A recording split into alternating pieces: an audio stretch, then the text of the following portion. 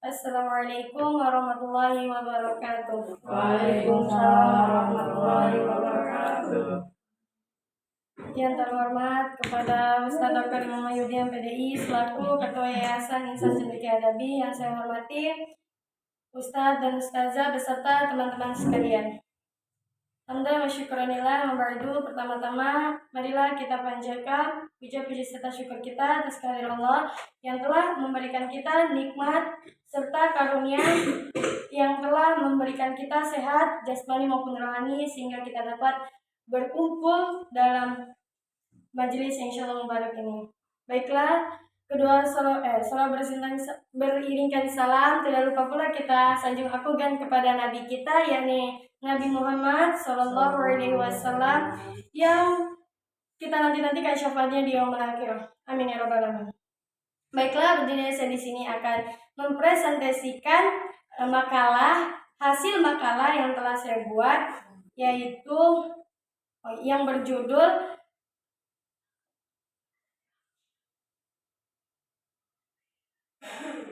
Akhlak terpuji dalam pergaulan remaja.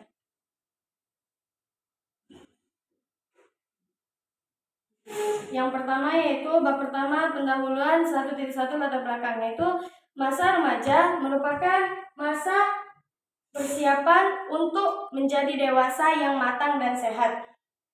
Masa ini biasanya diikuti dengan keguncangan emosi. Sebelum memasuki masa remaja, peralihan antara usia 9 sampai 13 tahun, itu masa ini juga dikenal dengan masa pubertas. Jadi masa pubertas itu antara usia 9 sampai 13 tahun. Biasanya orang-orang yang sudah dewasa atau orang-orang yang sudah pubertas itu dia diikuti dengan keguncangan emosi. Jadi misal orang-orang yang udah usianya sudah balik ataupun sudah dewasa itu, maka wajar kalau dia emosi ada sesuatu, itu wajar karena itu dalam masa pertumbuhan atau masa pubertas. Pada masa pubertas, setiap orang memiliki dorongan kuat untuk mengaktualisasikan diri menurut jenis kelamin, untuk mendapatkan pengakuan sebagai penegasan identitas diri secara fisik. Pada masa remaja 12 sampai 13 tahun sedang dalam masa pertumbuhan yang sangat pesat, di mana produksi hormon dan keadaan hormon yang meningkat akan menyebabkan labilnya emosi remaja. Akibatnya banyak terjadi gangguan jiwa atau penyakit kejiwaan yang melanda remaja. Jadi di masa remaja ini banyak orang-orang seperti orang-orang dewasa atau yang masa remaja itu dia banyak yang mengakibatkan penyakit jiwa atau gangguan jiwa kejiwaannya karena diikuti dengan keguncangan emosi tersebut sehingga dapat memunculkan gangguan jiwa atau penyakit jiwa. Selanjutnya yaitu rumusan masalah. Saya di sini menjelaskan karena apa definisi akhlak dan apa pentingnya akhlak terpuji dalam pergaulan remaja. Dan apa bentuk dan contoh akhlak terpuji dalam pergaulan remaja, apa dampak negatif bagi remaja yang tidak berakhlak sesuai Islam, bagaimanakah cara mengaplikasikan akhlak terpuji bagi remaja saat ini. Selanjutnya itu tujuan pembahasan. Adapun tujuan yang ingin dicapai melalui penulisan dan penyusunan makalah ini yaitu yang pertama, untuk mengetahui bentuk serta pentingnya akhlak terpuji dalam pergaulan remaja. Yang kedua yaitu untuk mengetahui bentuk beserta contoh akhlak terpuji dalam pergaulan remaja. Yang ketiga, untuk mengetahui dampak remaja yang tidak berakhlak sesuai akhlak Islam. Yang keempat yaitu untuk mengetahui cara mengaplikasikan akhlak terpuji bagi remaja saat ini. Selanjutnya yaitu bab 2 yaitu pembahasan pengertian dan pentingnya akhlak terpuji dalam pergaulan remaja. Saya menjelaskan ini karena remaja-remaja saat ini masih banyak yang kekurangan atau kurang terdidik dalam agama Islamnya. Nah, akhlak al-karimah yaitu berasal dari bahasa Arab, yaitu akhlak al-karimah adalah yang berarti sifat, watak atau perilaku baik dan luhur yang bersumber dari nilai ajaran agama Islam. Sedangkan pergaulan sendiri itu suatu interaksi antara satu dengan yang lain. Nah, pergaulan ini itu banyak ditemukan di mana saja, mulai dari keluarga, masyarakat umum, dan teman-teman sekitar kita. Apalagi remaja pada zaman sekarang itu banyak sekali yang sering ditemukan itu seperti orang-orang yang sering memakai narkoba, meminum minuman yang keras, dan yang bahkan banyak sekali sekarang yang merokok dan menggunakan narkoba itu sekarang banyak sekali. Orang-orang atau masa remaja yang pada zaman sekarang itu seperti meminum minuman keras, memakai narkoba, dan merokok. Akan tetapi remaja yang belum mengerti agama Islam atau belum kurang terdidiknya agama Islam itu dia masih banyak yang akhlaknya belum sesuai dengan ajaran Islam. Selanjutnya yaitu sebagaimana yang telah dicontohkan oleh Nabi Muhammad SAW yang harus kita jadikan contoh teladan yang ideal bagi umat manusia. Oleh karena itu, agama Islam merupakan pedoman hidup serta memberi landasan yang kuat bagi diri setiap remaja, serta membiasakan berakhlak karimah dalam kehidupan sehari-hari. Jadi Nabi Muhammad ini sudah diutus oleh Allah untuk menyempurnakan akhlak-akhlak umat manusia. Karena kalau tidak Allah mengutus Nabi, maka akhlak-akhlak remaja atau akhlak-akhlak umat manusia pasti akan jelek atau tidak sesuai dengan ajaran agama Islam. Selanjutnya yaitu yang pertama, jujur dan adil. Nah, jujur yang berarti harus lurus hati atau perkataan apa adanya. Sedangkan adil yang berarti tidak memihak satu sama lain atau tidak berat sebelah. Nah, jujur itu dia berkata jujur atau berkata yang baik atau berkata yang dengan sebenarnya, itu akhlak terpuji karena dia jujur kepada orang lain. Dan adil itu dia tidak membanding-bandingkan orang lain, atau semisal seperti kita memberikan harta ataupun makanan ataupun sebagainya kepada orang lain, maka kita harus berlaku adil. Misalnya yang ini segini dan yang ini juga segini. Itu seperti itu contohnya, tidak berat sebelah atau tidak boleh membanding-bandingkan. Nah, yang kedua yaitu amanah dan menepati janji. Kita amanah itu sesuatu yang dipercayakan oleh orang lain kepada kita, baik oleh teman, keluarga, atasan, dan lain-lain. Nah, amanah ini seperti kita misal disuruh menjaga barang ini, maka itu tersebut amanah.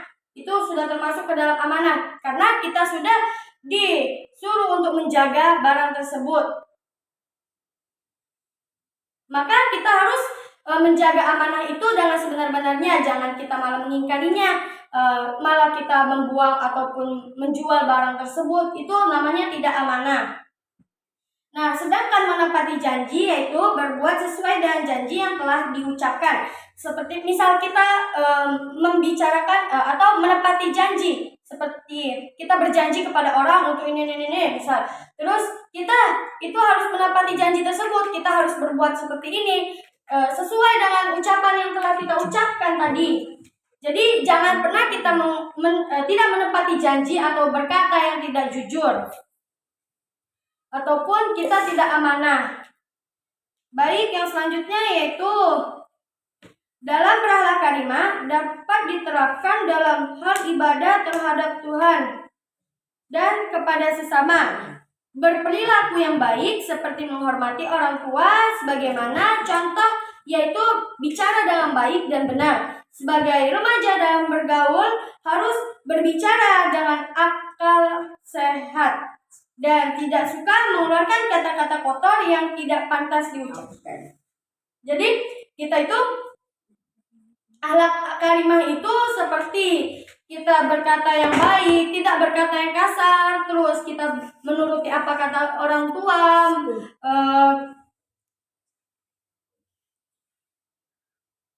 dan kita tidak berbicara dengan lemah lembut kepada orang lain, mau itu dari saudara kita, keluarga kita, dan lain sebagainya.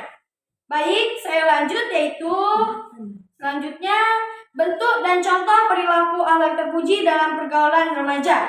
Yang pertama yaitu ta'aruf dan tafahum. Nah, ta'aruf yang berarti saling mengenal atau saling mengetahui. Sedangkan tafahum artinya saling memahami keadaan satu hingga yang lainnya. Jadi oleh karena itu dengan akhlak ini akan terlahir saling menjadikan dekatnya hubungan dan adanya jalinan hati yang kuat atau tali silaturahmi yang kuat. Selanjutnya yaitu ta'awun atau tolong menolong dalam hal kebaikan. Nah, dengan adanya ta'awun yang akan berjalin kerjasama, saling tolong menolong dan bantu-membantu, yaitu termasuk ke dalam ta'awun atau tolong menolong dalam hal kebaikan. Misal kita sedang melihat ada teman kita yang sedang sakit ataupun yang sedang terkena musibah, maka kita tolong. Jangan kita membiarkannya, karena itu akan mendapatkan jalinan kuat antara tali silaturahmi kita kepada kerabat kita ataupun sesama teman kita. Firman Allah dalam Quran surat Al-Maidah ayat 2 yaitu wa ta'arufu 'alal barra wa taqwa wa la ta'awafu 'ala itsmi wal 'udwan. Yang artinya, dan tolong-menolonglah kamu dalam mengerjakan kebaikan dan takwa, dan jangan tolong-menolong dalam berbuat dosa dan pelanggaran. Quran surah Al-Maidah ayat 2.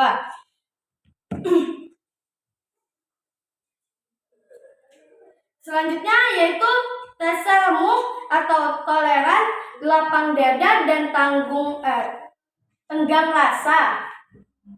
Seperti bertetangga dengan baik walaupun berbeda pandangan, saling menghargai dan menghormati satu sama lain, dan tidak mengganggu teman yang lain. Perlu adanya sikap tasamuh dalam batas-batasan yang ditentukan agama.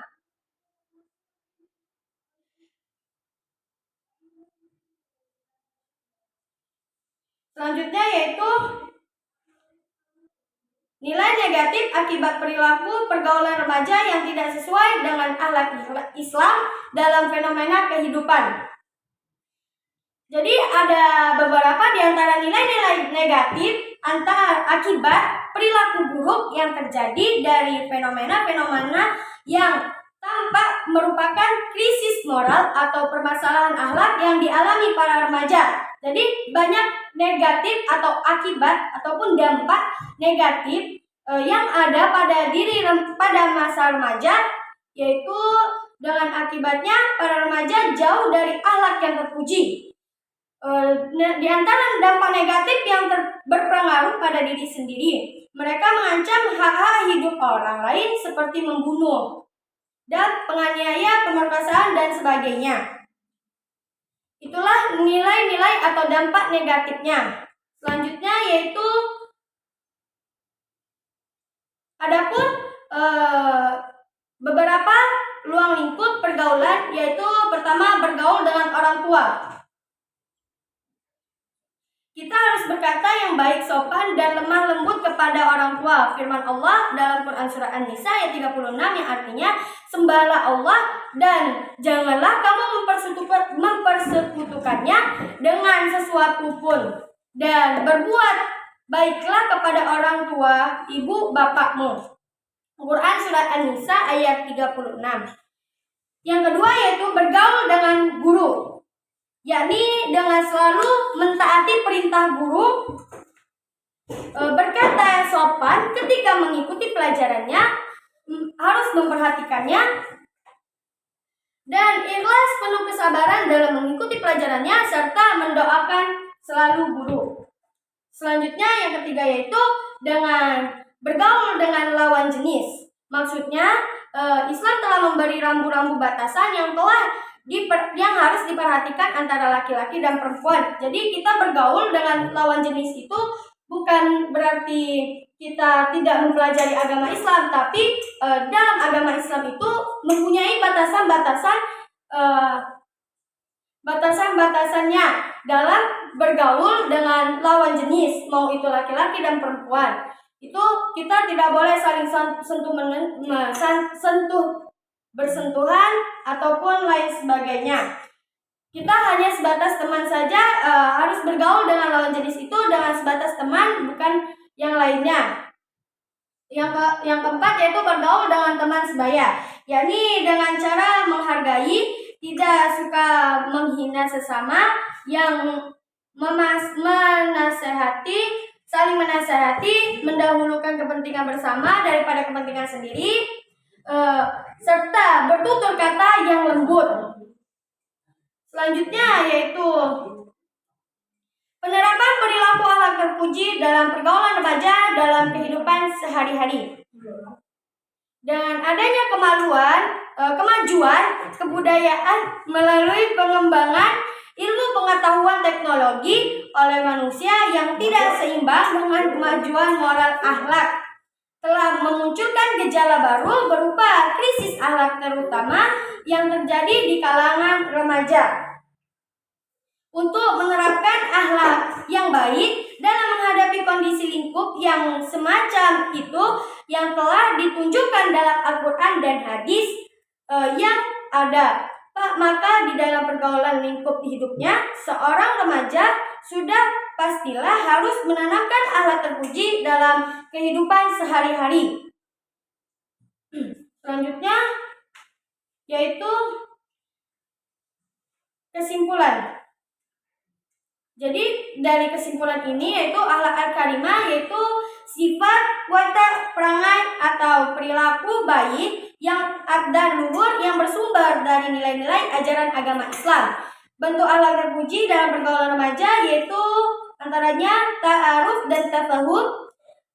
Selanjutnya ta'awun atau tolong menolong dalam hal kebaikan, tasawum atau toleran, lapang dada dan tegang rasa, jujur dan adil, amanah dan menepati janji.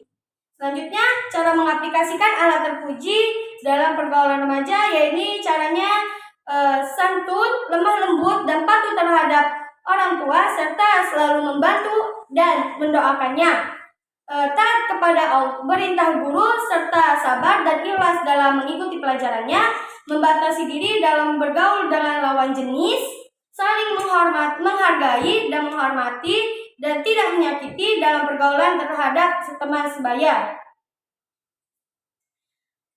Baik, ini saja yang dapat saya sampaikan. Baiklah, apabila ada tutur kata yang salah, saya mohon maaf. Kepada Allah saya mohon ampun. Wabillahi taufiq wal hidayah. Wassalamualaikum warahmatullahi wabarakatuh. Waalaikumsalam.